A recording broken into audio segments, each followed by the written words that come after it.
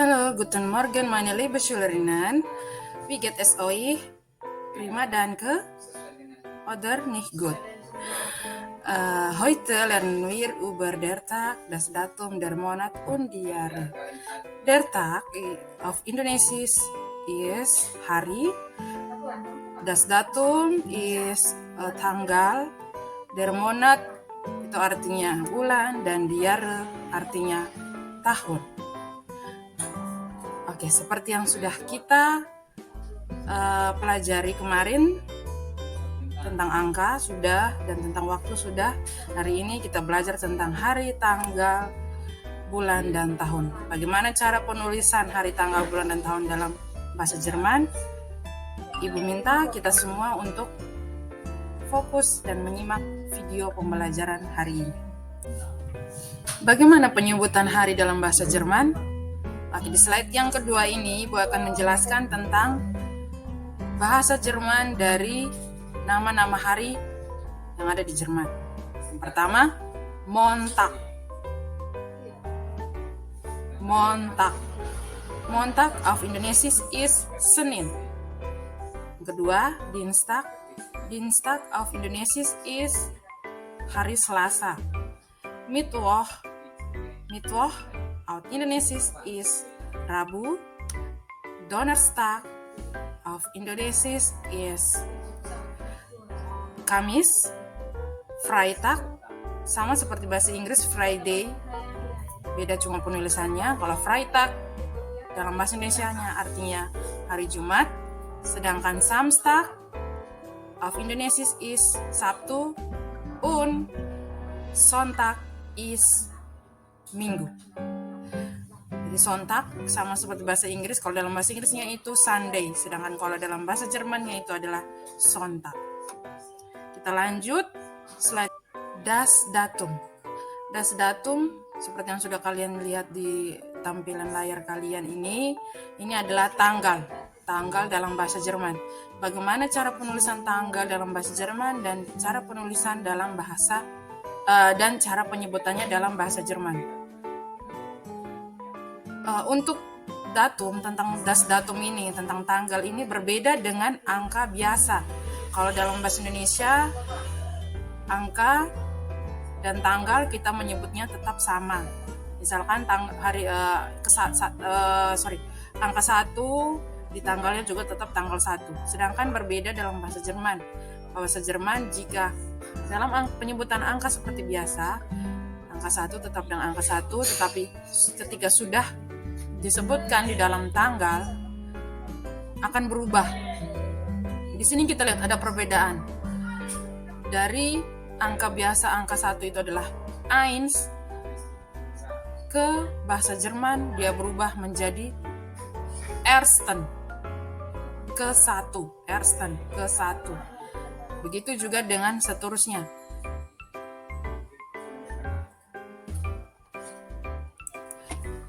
Di sini ada perbedaan di tanggal 1 dan tanggal 3. Tanggal 1 dan tanggal 3 ini penulisannya berbeda. Ada terdapat perbedaan. Di tanggal 1 itu ersten, sedangkan tanggal 3 itu dritten. Kalau dalam angka seperti biasa, angka biasanya itu, penyebutan angka biasa itu kita sebut dengan drei und eins. Eins und drei. Itu 1 dan 3. Sedangkan kalau sudah ke tanggal, dia berubah menjadi ersten und dritten. Sedangkan untuk tanggal 2 dan yang lainnya itu tetap sama, tidak ada perubahan. Yang paling penting di sini untuk tanggal, setiap menuliskan tanggal, kita mulai dengan kata am, diikuti tanggal, kemudian tanda titik, kemudian bulan, dan kemudian tahun. Di sini untuk tanggal kita selalu berakhiran dengan TEN. Jadi contoh tanggal 1 dia menjadi am ersten. Sama-sama am ersten. Yang kedua am zweiten. Am zweiten. Yang ketiga am dritten. Ten di sini itu maksudnya adalah tanda titik. Tanda titik yang ada pada tanggal itu disebut dibaca dengan 10. Jadi bukan asal saja 10 yang di situ berfungsi sebagai penanda tanggal dalam bahasa Jerman. Oke, masih tentang tanggal. Tadi sudah dari tanggal 1 sampai tanggal 20. Sekarang kita ke tanggal 21 sampai tanggal 31. Tanggal 21 itu berbeda dengan tadi. Kalau tadi akhirnya hanya TEN. Nah, di sini ada tambahan STEN. Jadi contoh tanggal 21 am 21. Mai 2022. Contoh, itu contoh untuk tanggal hari ini. Sedangkan yang berikut, kita contoh kedua di tanggal 22. Itu juga sama, semuanya ada berakhiran STN. Ada ibu beri warna di situ, ada tanda kuning. Itu berarti bunyinya sudah berbeda, ada akhirannya berbeda dengan tanggal 1 sampai tanggal 20 tadi. Nah, dari tanggal 1 sampai 19. Nah, kita bisa baca di situ catatan paling bawah. Dari tanggal 1 sampai 19 mendapatkan akhiran ten. Sedangkan mulai tanggal 20 sampai 31 itu mendapatkan akhiran STEN. Jadi contoh misalkan hari ini adalah tanggal 24 November 2022. Kalau dalam bahasa Jermannya, heute ist am 24. November 2022. Oke, bisa paham? Verstehen Sie? Bisa paham? Baiklah, sekarang kita lanjut dengan slide selanjutnya. Der Monat. Der Monat seperti yang sudah kalian lihat di tampilan ini dan juga di LAPD kalian, Ibu sudah berikan. Untuk Der Monat kalian bisa baca sendiri. Ada Januar, Februar, Maret, April, Mei, Juni, Juli, August, September, Oktober, November, und Dezember. Oke, sama-sama kita ulangi. Der Monat. Januar, Januar, Februar, Februar, Maret, Maret. Ada perbedaan di situ. Untuk bulan Maret, A-nya menjadi A umlaut dan berakhiran dengan Z. Kalau Z berarti dibaca dengan huruf Z. Lanjut, April, April, Mei, Mei, Juni, Juni, Juli, Juli, August, August, September, September, Oktober, Oktober, November, November, Dezember, Dezember. Also, ja, genau. Oke. Weiter über die Jahre. Tentang tanggal tadi, hari sudah, tanggal sudah, dan sekarang kita ke tahun. Die Jahre. Sama-sama di Jahre. Oke, di situ contoh ada tahun 1945. 1945. Jika di dalam bahasa Jerman kan auf Deutsch menjadi 1945. Ulangi, 1945. Nah, di sini pasti kalian bertanya-tanya, di LAPD yang Ibu kirimkan itu untuk angka 1000 itu menjadi 1000. Tetapi kenapa sudah di tahun Contohnya tahun 1945 itu menjadi 100, bukan thousand. Karena di sini diambil hitungannya itu dua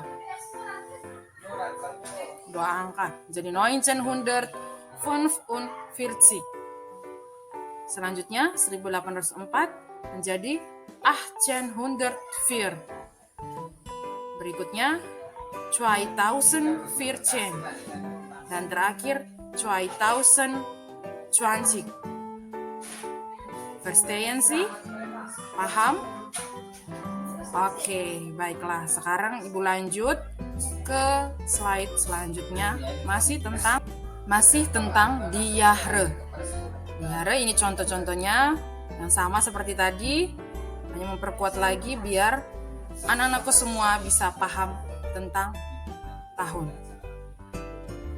Tahun ini pastinya akan lebih ribet dari tanggal juga angka biasa karena ini lebih panjang. Penyebutannya lebih panjang, kemudian tanpa spasi. Ibu ulangi, untuk penulisan tahun atau cara membacanya tanpa spasi. Jadi contoh, kalian perhatikan di situ, tahun 1998 menjadi dalam bahasa Jermannya menjadi 1998. Ulangi, 1998. Yang berikut 2000.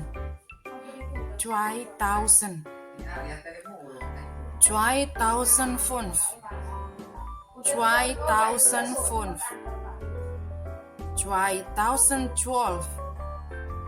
2012. 2012. 2022.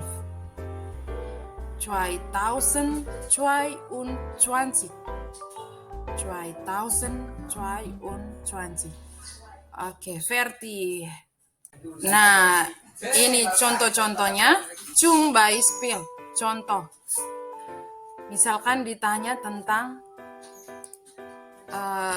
tanggal lahir atau hari ulang tahun. Kita lihat, perhatikan di situ ada dialog, ada satu orang bertanya dan satu menjawab. Perhatikan pertanyaannya. Wann bist du geboren? Wann bist du geboren? Kira-kira apa itu artinya? Ya, menanyakan kapan kamu lahir. Di situ dia menggunakan du menjadi kapan kamu lahir. Kecuali wann sind Sie geboren berarti kapan Anda lahir. Kemudian jawabannya di situ dia menjawab, Ich bin am 17.10.1997 geboren. Ibu ribet sekali. Oke, sama-sama pelan-pelan kita ulangi. Bitte langsam und noch einmal. Pelan-pelan dan sekali lagi. Ich bin am 17.10.1997 geboren. Saya lahir di tanggal 17 bulan 10 tahun 1997. Sedangkan yang kedua, Ich bin am 17. Oktober 1997 geboren. Saya lahir di tanggal 17 bulan Oktober dan tahun 1997. Di situ ada perbedaan, boleh menggunakan semuanya pakai angka, boleh pakai huruf bulan seperti biasa. Oke, kalian bisa dilihat di situ ada 3 cara membaca tanggal dari dialog di atas. Boleh pakai yang pertama, boleh pakai yang kedua, atau boleh pakai yang ketiga. Mana saja, yang penting sesuai dengan gramatik yang ada. Jadi kalau pertama menurut kalian terlalu panjang, bisa pakai yang kedua. Oke. Sampai sini paham ya? Oke, good. Weiter. Selanjutnya. Nah, ini dia. Contoh lain. Andere Beispiel. Contoh lain. Ibu ambil contoh sesuai dengan jurusan kalian di hotel. Contohnya, ada tamu, di situ ada gambar. Perhatikan ada gambar di situ, ada tamu pengunjung hotel, juga ada resepsionis. Resepsionis kalau dalam bahasa Jermannya adalah apa? Ya, die Rezeptionistin. Sedangkan untuk tamu, bahasa Jermannya adalah die Gäste. Di situ ada dua tamu, yang satu laki-laki dan satunya die Frau, der Mann und die Frau. Nah, di situ mereka datang mau memesan kamar hotel. Yang auf Deutsch-nya adalah reserviert Hotelzimmer. Oke, kita lihat di situ ada dua dialog. Resepsionisnya bertanya, "Wie lange bleiben Sie hier?" Berapa lama Anda menginap di sini? Berapa lama Anda menginap di sini? Dan kemudian tamunya menjawab, vom 7 bis zum 10. August 2022. Atau, wie lange bleiben Sie hier? Vom 5. auf den 6. August 2022. Nah, pasti kalian bertanya-tanya, Ibu, kenapa yang di atas berbeda dengan kalimat yang di bawah? Untuk jawaban dari die Gäste itu kan ada perbedaan. Yang satunya bis zum, yang satunya auf den. Menurut kalian kira-kira kenapa? Coba dipikirkan dulu. Ya, genau. Itu karena yang pertama dia menjawab dari tanggal 7 sampai 10 Agustus, berarti lebih dari 2 hari. Sedangkan yang kedua karena 2 hari. Jadi hari ini, misalkan hari ini tanggal 5 dan besok tanggal 6. Jadi menggunakan auf den. Sedangkan untuk lebih dari 2 hari, 3 hari dan seterusnya, atau 1 minggu, atau 1 bulan, biasa kita gunakan dengan bis zum. Dari tanggal 7 sampai tanggal 10 Agustus 2022. Oke, sampai sini verstehen Sie? Oke, good. Weiter. Ya, sekarang kita lanjut weiter über dialog tentang reserviert Hotelzimmer. Was ist das? Reserviert Hotelzimmer? Reserviert Hotelzimmer is memesan kamar hotel. Jadi di sini ada gambar, ada tamu, juga ada resepsionis. Dialognya itu resepsion dan tamu sedang berdialog tentang memesan kamar. Jadi tamunya datang, bertanya, apakah ada kamar hotel yang masih kosong? Kemudian resepsionis menjawab, ya, Einzelzimmer oder Doppelzimmer. Einzelzimmer oder Doppelzimmer. Einzelzimmer itu maksudnya kamar dengan satu tempat tidur. Sedangkan Doppelzimmer of Indonesia is kamar dengan 2 tempat tidur. Nah, kemudian si tamunya menjawab, Einzelzimmer.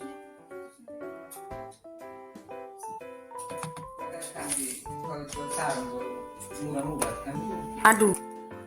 Oke, Einzelzimmer tadi kamar dengan 1 tempat tidur. Kemudian resepsionisnya bertanya lagi, Möchten Sie Zimmer mit Badewanne oder mit Dusche?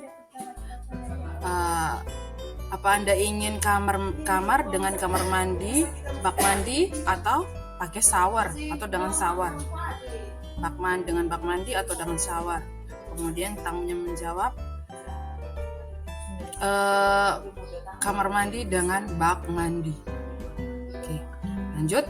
Resepsionisnya, einen Moment bitte, Sie haben Glück, wir haben hier noch ein Zimmer frei. Tunggu sebentar, Anda beruntung, kami masih punya 1 kamar single yang masih kosong, atau 1 kamar dengan 1 tempat tidur yang masih kosong. Gott sei Dank, dann möchte ich es reservieren. Syukurlah, saya ingin memesannya. Kemudian si resepsionisnya menjawab, bertanya, wie lange bleiben Sie hier? Tamunya menjawab, ich möchte 2 Nächte. Was kostet das Zimmer pro Nacht? Resepsionis menjawab, 110 Euro inklusive Frühstück. Diulangi, 110 Euro inklusive Frühstück. 110 euro sudah termasuk sarapan. Di gestenya bertanya, wie viel Uhr ist das Frühstück? Jam berapa sarapan? Kemudian resepsionisnya menjawab, ab 6 Uhr bis 9 Uhr haben Sie Frühstück. Jadi mulai dari jam 6 sampai jam 9 itu Anda mulai dengan sarapan. Sudah sarapan. Kemudian tamunya menjawab, gut, ich nehme das Zimmer. Baiklah, saya ambil kamar itu. Kemudian resepsionisnya menjawab, bitte füllen Sie noch dieses Formular aus und unterschreiben Sie bitte hier. Und unterschreiben Sie bitte hier.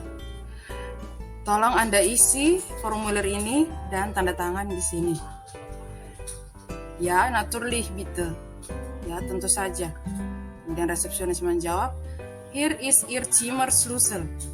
Ihr Zimmer befindet sich im zweiten Stock. Ini adalah kunci kamar Anda. Kamar Anda ada di lantai 2. Kemudian tamunya menjawab, vielen Dank, dan resepsionisnya menjawab, ich wünsche Ihnen einen angenehmen Aufenthalt. Ya, seperti itu dialog, contoh dialog dari tamu juga resepsionis untuk reservir hotel Zimmer, memesan kamar hotel. Oke, kita lanjut. Nah, ini di sini Ibu ada buat soal. Ada soal latihan untuk kalian coba belajar pelan-pelan mengenai angka ribuan. Bagaimana cara penyebutan untuk angka ribuan, ratusan, juga jutaan. Di sini Ibu minta kalian coba pelajari Studieren Sie die Zahlen und ergänzen Sie. Perhatikan dan pelajari daftar angka di bawah ini. Tuliskan bilangan yang belum diisi. Maksudnya itu tuliskan cara membacanya. Contoh, angka 1000. Itu cara membacanya 1000. Nah, di situ kalian teruskan mulai dari 10.000, 36.000 dan seterusnya. Coba kalian tuliskan sendiri. Boleh dialog dengan teman kalian. Dan kumpulkan pekerjaan kalian 10 menit lagi. Oke. Tentang hari, tanggal, bulan untuk materi ini kita selesai di sini. Auf Wiedersehen. Vielen Dank und auf Wiedersehen.